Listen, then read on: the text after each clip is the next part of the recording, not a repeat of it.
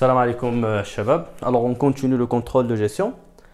Alors nous avons défini tout simplement que le contrôle, le coût préétabli.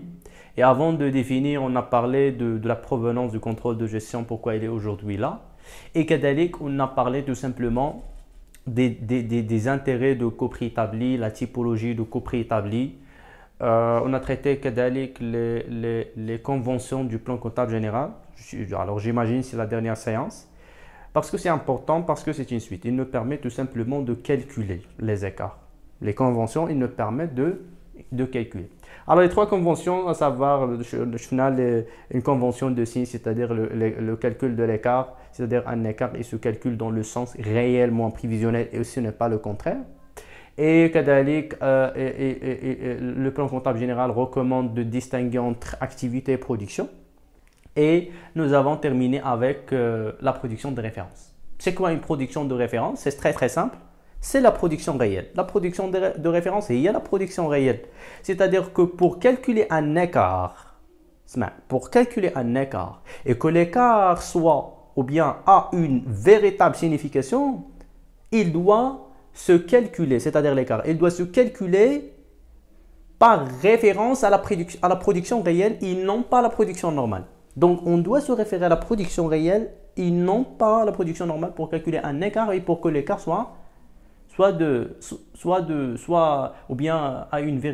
aura une véritable signification. Alors, à partir de cette séance, nous allons creuser tout simplement dans le calcul et analyse des écarts et nous allons comprendre la logique lors de l'analyse des écarts, la logique d'un contrôleur de gestion. On n'est pas là pour faire des calculs. Non, les calculs ils sont disponibles, Google, je ne sais pas, donc ils sont partout, mais de comprendre derrière les calculs, et non pas les calculs, derrière les calculs. D'abord le travail d'un véritable contrôleur de gestion, parce qu'un contrôleur de gestion, ce n'est pas un calculateur. Un mathématicien à l'économie, il peut calculer, il peut faire des calculs. Excel, il peut exceller dans ses calculs, mieux que nous. Mais le problème, c'est un problème d'analyse. Parce que si on n'analyse pas, on ne sait pas les causes ou on ne sait pas des solutions. On est là pour chercher, relever les causes qui empêchent le progrès de l'entreprise. Il y a quand l'entreprise معكلة وحلة خصنا نشوفوا شنو اللي موحلها نقلبوا على les causes et puis trouver des solutions et voilà le progrès de l'entreprise. Voilà donc le contrôleur de gestion de l'entreprise, c'est et voilà sa valeur ajoutée. Et voilà la valeur ajoutée d'un contrôleur de gestion. Alors, au niveau de calcul et analyse des écarts, on passe par trois temps. Hein. Alors, la première primo, c'est le calcul. Donc, calculer un écart. Il faut calculer. Et pour calculer un écart, il suffit tout simplement de faire la différence entre les réalisations de chaque centre et l'objectif fixé par la direction générale. La différence nous permet tout simplement de dégager s'il y a un écart. Parce que la confrontation entre l'objectif fixé par la direction générale et les réalisations, le résultat de chaque centre, ça va permettre tout simplement de dégager s'il y a une distance, s'il y a une différence. Alors, puis, on va tout simplement, lorsqu'on va calculer, on va constater. Si tu vas calculer, il va falloir constater si l'écart est positif ou négatif. Ça n'a pas de sens. Donc nous allons voir ça. Écart positif ou négatif, on s'en fout de cela. Mais on s'intéresse, est-ce que l'écart améliore la performance de l'entreprise ou détériore la performance de l'entreprise? Et donc, toujours on parle de performance. Nous allons voir que la performance, c'est quoi une performance? La performance, tout simplement, c'est la réalisation des objectifs organisationnels. C'est la réalisation des objectifs organisationnels. Mais la performance, il a trois dimensions. La performance, il a trois dimensions. Alors, nous reviendrons tout de suite sur cela. Puis, on va constater, tout simplement constater, c'est-à-dire tout simplement constater s'il y a un écart qui est favorable ou bien jugé défavorable. Lorsqu'on constate l'écart, le vrai travail commence lors de l'analyse. Alors l'analyse, donc analyser ou bien l'analyse. Alors, calculer, constater et analyser. L'analyse, c'est l'élément crucial dans le contrôle de gestion. Parce qu'un mathématicien, il ne peut pas analyser, mais il peut calculer. Alors, ça, c'est le plus important. Donc, au niveau de contrôle de gestion, on a la notion de la performance. Pourquoi on calcule? Pourquoi on fait des calculs? Si on se pose la question, pourquoi on va faire des calculs des écarts? Là, l'entreprise va calculer des écarts. Ben, il va calculer des écarts tout simplement pour juger la performance de chaque centre. هذه هادشي نديرو des calculs des écarts اللي مازال ما عارفش. غنديرو des calculs des écarts حيت la direction générale responsabilisate. Et pour responsabiliser, il faut contrôler. Et pour contrôler, donc tout simplement, il faut mettre un contrôleur de gestion qui va veiller sur la réalisation des objectifs de la direction générale. Et donc, غادي analyser ou dire la différence ou نشوفوا واش le centre ou chaque centre a réalisé les objectifs de la direction générale ou pas. Et donc, on va voir est-ce qu'il a réalisé ou pas. On calcule et on va savoir s'il réalise ou pas. S'il ne réalise pas, et donc il faut analyser. Donc, pourquoi calculer? C'est pour analyser, c'est tout simplement pour juger la performance d'un centre. Et puis, analyser. Quels sont les objectifs de l'analyse? Qu'est-ce qu'on cherche? Qu'est-ce qu'on cherche de l'analyse? Qu'est-ce qu'il cherche un contrôleur de gestion? Elle cherche tout simplement d'identifier ou bien de relever les causes des écarts. S'il y a un écart, à travers l'analyse, le contrôleur de gestion cherche de relever les causes de chaque écart. Pourquoi il y a l'écart et pour quelles raisons?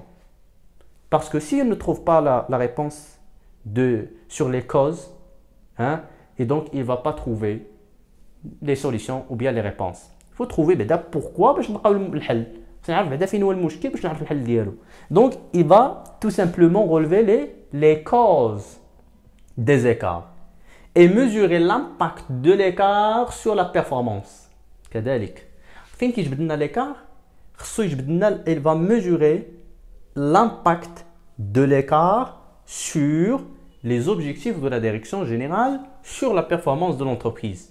Wesh had l'écart les خرجوا le centre, c'est-à-dire celui qui n'a pas respecté les objectifs de la direction générale. Wesh l'écart il est anormalement élevé. Et nous avons vu cela sauf les intérêts de coût préétabli. Nous avons dit que troisième intérêt, j'imagine, c'est la méthode de gestion par les exceptions. C'est-à-dire que la direction générale n'intervient dans l'exploitation de l'entreprise que si l'écart il est anormalement élevé. Il est anormalement significatif. C'est-à-dire significatif, c'est quoi? C'est-à-dire un effet pervers sur la performance de l'entreprise. C'est bon? Et donc, c'est un écart qui détériore la performance d'un centre et donc détériore la performance de toute l'entreprise. Alors, on peut analyser Kadalik. Pourquoi? Pour quelles raisons? C'est quoi l'objectif? Eh bien, un objectif bien tout simplement d'identifier ou bien de localiser les responsabilités. Identifier les responsables qui sont responsables de l'écart. Voilà, je dis l'écart. L'écart خرج. شكون اللي مسؤول على l'écart? Qui est responsable de cet écart? Quel est le centre qui est responsable d'où vient l'écart? Dans quel centre? خصك تعرف le centre responsable de l'écart parce que chacun est responsable de ce qui est responsable, de ce qui a le pouvoir de contrôle, de ce qu'il peut contrôler. Il est responsable de tout ce qu'il peut contrôler. Tout ce qui est hors de son contrôle, il n'est pas responsable. Et moi, je suis un responsable de l'achat qui chérit la matière première. Je suis le responsable de marketing. Si le responsable marketing dans le centre qu'il y a des erreurs, qu'il y a des écarts, ما عندوش علاقه le centre achat بوحده. علاش mélanger les deux? Et donc pour ne pas mélanger entre les responsabilités, entre les responsables, on va identifier, on doit localiser les responsabilités. Ça c'est le travail de contrôleur de gestion. Voilà l'objectif de l'analyse. Voilà l'objectif de l'analyse. Après là-dessus, on va le voir à travers des calculs. Et puis troisièmement, tout simplement, c'est d'informer les acteurs. Si voilà, donc جبت l'écart, عرفت علاش كاين l'écart, شنو هما لي بروبليم اللي مسؤولين على l'écart, ياك؟ اي بوي عرفت شكون هو اللي مسؤول على l'écart, عرفت l'écart وعرفت شكون اللي ريسبونسابل على l'écart. je dois informer les acteurs. Je dois informer les deux. Pourquoi? علاش غادي نعلمهم؟ شكون هما les acteurs? Les acteurs, بعدا هو le responsable qui n'a pas respecté l'objectif. Qui n'a pas respecté l'objectif. اللي يخرج له l'écart, داك السونتر اللي خرج l'écart, غادي نمشي لعندو نمشي لو كونترولور دو جيستيون. انا ان طونك كونترولور دو جيستيون غنمشي لعندو نتفاهم ونشوف علاش انت ما احترمتيش لي زوبجيكتيف دو لا ديريكسيون جينيرال. علاش ما احترمتيش لوبجيكتيف؟ شنو عندك ناقصك شي حاجه، عندك شي مشكل فسر لينا. دونك ça nécessite une explication de la part du responsable. Et puis je vais informer كذلك la direction générale. علاش كنحيد la responsabilité en tant que contrôleur de gestion. Je dois l'informer, c'est-à-dire je vais rédiger un rapport et je vais l'envoyer à la direction générale et c'est à la direction générale de décider s'il va introduire ou bien s'il va intervenir dans l'exploitation ou pas. Parce que d'habitude, il n'a pas le temps d'intervenir dans l'exploitation, mais il n'intervient que si l'écart est très très significatif. Il est grave. Il y a l'écart qui est grave. C'est bon? Alors, la notion de la performance pour ne pas oublier. La performance, on est là pour analyser et juger la performance. Parce que lorsqu'on va calculer des écarts, on va la performance. La performance d'un centre, on est là pour juger la performance. Est-ce que cet écart, on va utiliser, on est là pour utiliser la logique. On n'est pas là pour faire des calculs, non. On est là pour comprendre le travail vrai d'un contrôleur de gestion. Et voilà le vrai travail de contrôleur de gestion lorsqu'on va analyser. Voilà, ce n'est pas des calculs, parce que les calculs, ils sont simples à apprendre. Des formules, non. On est là pour comprendre toujours, hein, pour comprendre la logique de chaque élément. Alors, la performance, il y a 3 dimensions. Alors, souvent, ça se présente sous forme d'un triangle ou sous forme d'une pyramide. Et donc, toujours, il y a un objectif fixé par la direction générale. Il y a un objectif. Et donc, l'objectif fixé par la direction générale, lorsqu'on compare l'objectif avec le résultat, ça nous dégage tout simplement s'il y a un écart. On compare avec le résultat. Alors, la comparaison de l'objectif toujours avec le résultat, comme il l'a recommandé le plan comptable général. Alors, c'est quoi la différence? Il mesure quoi la différence entre les deux? Il mesure l'efficacité.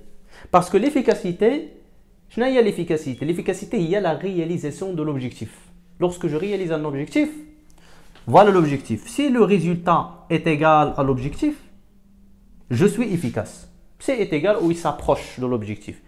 Donc, le résultat dégagé, si il réalise un objectif, il est conforme à l'objectif, je suis efficace. Il y a la notion de l'efficacité. C'est l'efficacité, efficace. Alors, l'efficacité, tout simplement, c'est de réaliser un objectif. Et donc, je dois mesurer le résultat. Et comment je vais savoir tout simplement l'efficacité et ce calcul, hein, par rapport, donc, c'est le fait de rapporter le résultat par rapport à l'objectif. C'est-à-dire dans quelle mesure le résultat dégagé participe à la réalisation d'un objectif. Si par exemple dans un examen, l'objectif de l'étudiant c'est de réaliser 20 sur 20. C'est de réaliser 20. Et donc le résultat dégagé, le résultat, j'ai 10. Alors, j'ai 10. Alors 10 sur 20, c'est-à-dire que le degré de réalisation des objectifs, c'est 50%. Alors, c'est 50%. On a réalisé 50% mais les objectifs. Voilà le degré de réalisation des objectifs. Et puis, l'objectif, oui, on cherche à atteindre un objectif. Les entreprises qui cherchent à réaliser des objectifs, ou les êtres humains, ils cherchent à réaliser des objectifs. Mais est-ce qu'on a les mêmes objectifs?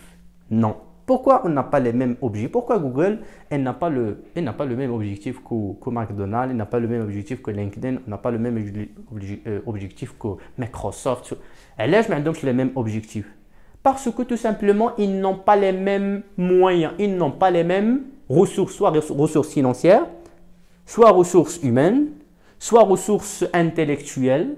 Je ne sais pas, donc c'est le capital intellectuel. Et donc les ressources qui sont les moyens, ils ne sont pas les mêmes. Et donc c'est très logique que si les ressources ne sont pas les mêmes, donc l'objectif m'a dit que c'est le même. Et donc, toute entreprise, كتفيكسيو اوبجيكتيف على حسب سكيلا، على حسب لي ريسورس دون il dispose. كل بحال شي واحد كيقول لك على مثلا سي اون سوبوز لي ريسورس فينانسيير، كل واحد كيفيكسي ان اوبجيكتيف على حسب لي ريسورس. واش عنده مثلا لا باسيونس بور رياليزي كيك شوز مثلا كيحلم به، واش عنده لا باسيونس بور رياليزي كيك شوز. سي اون ريسورس موين نيسيسير باش رياليزي l'objectif. مثلا لا باسيونس جو سي با دي ريسورس فينانسيير بور رياليزي ان بروجي جو سي با. اي دونك واش انت عندك لي ريسورس اللي كيسمحوا لك تحقق هذا لوبجيكتيف اللي انت مفيكسي. باسكو ما خصش يكون شي حاجه عاوتاني اللوجيك، خصها تكون اون سيغتان لوجيك entre voilà la fixation d'objectifs et les moyens dont je dispose. Et donc voilà les moyens.